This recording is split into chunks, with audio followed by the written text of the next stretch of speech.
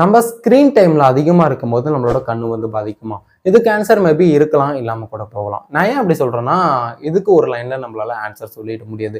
நம்ம எப்ப ஸ்க்ரீன் டைம்ல இருக்கோமோ, அப்போ வந்து நம்மளோட கண்ணு வந்து ஸ்ட்ரெஸ் ஆகுறதுக்கு நிறையவே சான்சஸ் இருக்கு. ஏன் அப்படின்னா, நம்ம கன்டினியூஸா ஒரு விஷயத்துல ஃபோக்கஸ்டா இருக்கும்போது, நம்மளோட கண்ணு வந்து ட்ரை ஆகும். அது மட்டும் இல்லாம நம்மளோட கண்ணை சிமிட்டுற அந்த ஃப்ரீக்வன்சியும் குறையும். இப்போ நம்ம ஃபோக்கஸ்டா இல்லாம நார்மலா இருக்கும்போது ஒரு 10 to 13 டைம் கண்ணை சிமிட்டுறோம் அப்படின்னா, நம்ம கன்டினியூஸா ஒரு விஷயத்துல ஃபோக்கஸ்டா இருக்கும்போது, அது ஸ்க்ரீன் டைமுக்கு மட்டும் கிடையாது. ஸோ எந்த ஒரு விஷயத்திலையும் நம்ம கன்டினியூஸா ஃபோக்கஸ்டா இருக்கும்போது நம்மளோட கண்ணோட சிமிட்ற ரேட் பார்த்தீங்கன்னா 3 to 5 வரைக்கும் தான் இருக்கும். அதனால நம்மளோட கண்ணு ஆட்டோமேட்டிக்கா ட்ரை ஆகிறதுக்கு நிறையவே சான்சஸ் இருக்கு. நம்ம ஸ்க்ரீன் டைம் அதிகமாக யூஸ் பண்றதுனால நிறைய பேர் வந்து ஐடி போவீங்க. ஐடி போகலனாலுமே நம்ம நார்மலா ஸ்க்ரீன் டைம் 6 to 7 ஹவர்ஸ் வந்து யூஸ் பண்ணுவோம். நம்ம ஒர்க் போயிட்டு வந்ததுக்கப்புறம் வீட்டில் டிவி பார்க்குறது, லேட் நைட் வரைக்கும் நம்ம வந்து சோசியல் மீடியா யூஸ் பண்றது, விச் மீன்ஸ் மொபைல் யூஸ் பண்றது. சன்செட் ஆனதுக்கப்புறம் இந்த மெலட்டோனின் ஹார்மோன் ப்ரொடியூஸ் ஆகும்போது போய் தூங்குடா அப்படின்னு சொல்ற ஒரு ஹார்மோனும் இந்த ஹார்மோன் தான். ஓகேவா? ஸோ நம்ம ஸ்க்ரீன் டைம்ல இருக்கும்போது ஆட்டோமேட்டிக்கா இது பாதிக்கு பாதி குறைஞ்சிரும். ஸோ அதனால நம்ம லேட் நைட் வரைக்கும் மொபைல் யூஸ் பண்ணாலும் நமக்கு தூக்கம் வரது கிடையாது. ஸோ ஒரு பெட்டரான ஒரு ரெம் ஸ்லீப்புக்கும் நம்மளால போக முடியுது. அதனால காலையில டயர்டா ஃபீல் பண்ணுவோம். ஸோ லேட் நைட்டு தூங்குறதுனால நம்ம கண்ணுக்கும் அந்த அளவுக்கு ஒரு ஒரு ஃப்ரீ டைம் வந்து நம்ம கண்ணுக்கும் கிடைக்காது, நம்மளோட பிரெயினுக்கும் கிடைக்காது. ஆட்டோமேட்டிக்கா அடுத்த நாள் நம்மளோட கண்ணு வந்து ஸ்ட்ரெஸ் பண்ண ஸ்டார்ட் பண்ணுவோம். நம்மளோட கண்ணு மட்டும் இல்லை, டோட்டல் பாடியே ஸ்ட்ரெஸ் ஆகிறதுக்கு நிறையவே சான்சஸ் இருக்கு நம்ம லேட் நைட்ல தூங்குறதுனால. ஓகேவா?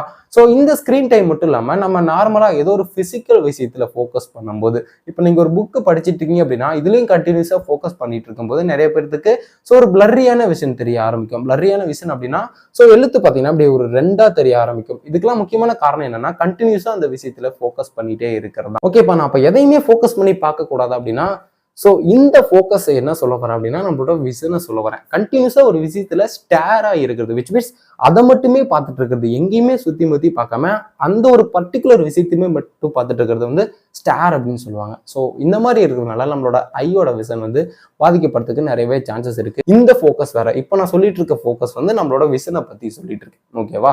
ஸோ லைஃப் ஃபோக்கஸ் வேற, விஷன் ஃபோக்கஸ் வேற. ஸோ ஞாபகம் வச்சுக்கங்க. நம்மளோட கண்ணு நேர் சைட்டா இருக்கிறதுக்கு இந்த ஓவர் ஃபோக்கஸிங் மட்டும் காரணம் கிடையாது, இதுக்கு ஜெனட்டிக்ஸும் காரணமா இருக்கலாம். ஒரு குழந்தை பிறக்கும் போது நம்மளோட அந்த ஒரு ரெட்டினா எப்படி இருக்கும் அப்படின்னு பார்த்தீங்கன்னா, ஃபோக்கஸ் லென்த்தை விட்டு நம்மளோட கண்ணோட சைஸ் வந்து கொஞ்சம் சின்னதா இருக்கும். ஸோ அதனால ஒரு பிறந்த குழந்தைக்கு அந்த அளவுக்கு ஒரு விஷன் வந்து பெட்டரா இருக்காது. பட் கொஞ்சம் நாள் தள்ளி போனதுக்கு அப்புறம் அந்த கண்ணோட சைஸ் பார்த்தீங்கன்னா அந்த ஃபோக்கஸோட லென்த்துக்கு கரெக்டா வர ஆரம்பிச்சிடும். ஸோ அந்த குழந்தைக்கு பார்த்தீங்கன்னா கண்ணு வந்து கொஞ்சம் நல்லாவே தெரிய ஆரம்பிக்கும். பட் நம்ம ஓவர்டா ஃபோக்கஸ்டா இருந்தோம் அப்படின்னா, விச் மீன்ஸ் நம்ம பக்கத்துல ஒரு விஷயத்தை வச்சு பார்க்கும்போது, நம்ம பக்கத்துல ஒரு விஷயம் வச்சு பார்க்குறோம் அப்படின்னா ஆட்டோமேட்டிக்கா நம்மளோட கண்ணு வந்து ஸ்ட்ரெஸ் ஆகிறதுக்கு நிறையவே சான்சஸ் இருக்கு இல்லையா?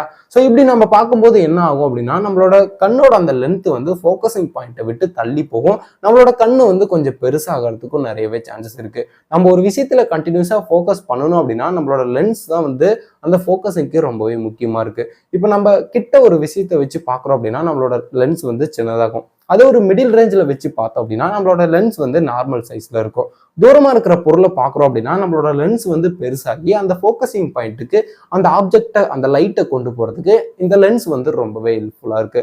நம்ம ரொம்ப கிட்டத்துல வச்சு ஒரு பொருளை பார்க்கும்போது இந்த லென்ஸ் வந்து கண்டினியூஸா வந்து சின்னதாயிட்டு நம்மளோட கண்ணை சுத்தி இருக்க அந்த மசில்லாம் வந்து அந்த ஃபோக்கஸிங் பாயிண்ட்டுக்கு பார்க்க ஹெல்ப் பண்றதுனால நம்மளோட கண்ணு வந்து ஸ்ட்ரெஸ் ஆகிறதுக்கு நிறையவே சான்சஸ் இருக்கு. நம்ம ஒரு விஷயத்துல ஃபோக்கஸ் பண்ணி படிக்கும்போது நம்மளோட கண்ணு மட்டும் கிடையாது, நம்மளோட கண்ணை சுத்தி இருக்க அந்த தசைகளும் ரொம்பவே ஹெல்ப்ஃபுல்லா இருக்கு. ஸோ இந்த தசைகள்லாம் பார்த்தீங்கன்னா நம்ம கண்டினியூஸா ஒரு விஷயத்தை பார்க்க ஸோ நம்மளோட கண்ணை வந்து அட்ஜஸ்ட் பண்ணிக்கிட்டே இருக்கும். ஓகேவா? ஸோ அதனால ஆட்டோமேட்டிக்கா இந்த தசைகளும் ஸ்ட்ரெஸ் ஆகுறதுனால நமக்கு இந்த மாதிரி விஷன் ப்ராப்ளம்லாம் வரதுக்கு நிறையவே சான்சஸ் இருக்கு. ஓகேவா? ஸோ ரொம்ப கிளியரா சொல்லணும்னாலும் ஏதோ என்னால முடிஞ்ச அளவுக்கு சிம்பிளா சொல்லியிருக்கேன் அப்படின்னு நினைக்கிறேன். இதுக்கு பேர் மயோபியா அப்படின்னு சொல்லுவாங்க. நான் அப்ப சொன்ன விஷயத்த எல்லாமே உங்களுக்கு வந்து இருந்துச்சுன்னா இதுக்கு பேர் மயோபியா அப்படின்னு சொல்லுவாங்க. இப்போ கம்ப்யூட்டர் விஷன் சிண்ட்ரோம் அப்படின்னு ஒன்று இருக்கு. நம்ம ரொம்ப நேரம் ஸ்க்ரீன் டைம்லேயே இருக்கிறதுனால இந்த சிண்ட்ரோம் வந்து நமக்கு வந்து ஏற்படுறதுக்கு நிறைய சான்சஸ் இருக்கு. ஏன்னா நம்ம தொடர்ந்து ஒரு நாளைக்கு 7 to 8 ஹவர்ஸ் வந்து நம்ம ஸ்க்ரீன்லேயே இருக்கும். விச் மீன்ஸ் நீங்க எது யூஸ் பண்ணாலும் சரி, டிவி பார்த்தாலும் சரி, மொபைல் யூஸ் பண்ணாலும் சரி, லேப்டாப் யூஸ் பண்ணாலும் சரி, எது யூஸ் பண்ணாலும் இந்த ப்ளூ லைட் பார்த்தீங்கன்னா நம்மளோட டோட்டல் பாடியை ஃபைட் பண்றதுக்கு நிறையவே சான்சஸ் இருக்கு. இதை வந்து கம்ப்யூட்டர் விஷன் சிண்ட்ரோம் அப்படின்னு சொல்லுவாங்க. சரியா? ஓகே, இப்போ ஒரு கன்க்ளூஷனுக்கு வரும். ஸோ இப்போ ஸ்க்ரீன் டைம் வந்து நம்மளோட கண்ணை வந்து பாதிக்கும் அப்படின்னு கேட்டா ஸ்க்ரீன் வந்து நம்மளோட கண்ணை வந்து பாதிக்காது. பட் ஸ்க்ரீன் டைம் வந்து நம்மளோட கண்ணை பாதிக்கும் அப்படின்றத புரிஞ்சுக்கங்க. நம்ம அந்த ஸ்க்ரீனில் எந்த அளவுக்கு ஃபோக்கஸ்டாக இருக்குமோ அந்த அளவுக்கு நம்மளோட கண்ணு வந்து ஸ்ட்ரெஸ் ஆகிறதுக்கு நிறையவே சான்சஸ் இருக்குது. இது வந்து ஸ்க்ரீன் டைமுக்கு மட்டும் அப்ளிகபிள் ஆகாது. நார்மலாக நீங்கள் ஒரு புக்கு படித்தாலோ இல்லை ஏதோ ஒரு விஷயத்தில் கண்டினியூஸாக ஃபோக்கஸ்டாக இருந்தீங்கனாலோ ஸோ உங்களுக்கு அந்த கண்ணோட அந்த விஷன் வந்து அஃபெக்ட் ஆகிறதுக்கு நிறையவே சான்சஸ் இருக்குது. ஓகேவா? ஸோ ஸ்க்ரீன் டைம் மட்டும் முழுக்க முழுக்க காரணம் கிடையாது. நீங்கள் எந்த அளவுக்கு ஃபோக்கஸ்டாக இருக்கீங்களோ அது வந்து ஒரு முக்கியமான காரணம். ஓகே, இப்போ நான் அடல்ட்டாக இருக்கும்போது என்னோட கண்ணு பார்த்தீங்கன்னா நல்லா தெரிஞ்சிட்டு இருந்தது. பட் போக போக என்னோட கண்ணு வந்து நல்லா தெரிய ஆரம்பிக்கல அப்படின்னா இதுக்கு உங்களோட ஜெனட்டிக்ஸும் ஒரு வகையில் காரணமாக இருக்கலாம். ஸோ அதை நம்ம ஒன்றும் பண்ண முடியாது. ஓகேவா? ஸோ இந்த வீடியோ நான் எவ்வளோ சிம்பிளாக சொல்ல முடியுமோ அவ்வளோ சிம்பிளாக சொல்லியிருக்கேன் அப்படின்னு நினைக்கிறேன். உங்களுக்கு நான் புரிஞ்சிருக்கும் அப்படின்னு நினைக்கிறேன். ஓகேவா? போகிறதுக்கு முன்னாடி வழக்கம் போல தான் இந்த வீடியோ பிடிச்சிருந்தா ஒரு லைக் பண்ணிட்டு மறக்காம சப்ஸ்கிரைப் பண்ணிட்டு போயிருங்க. இதே மாதிரி நெக்ஸ்ட் வீடியோ பார்க்குறேன். Tata bye.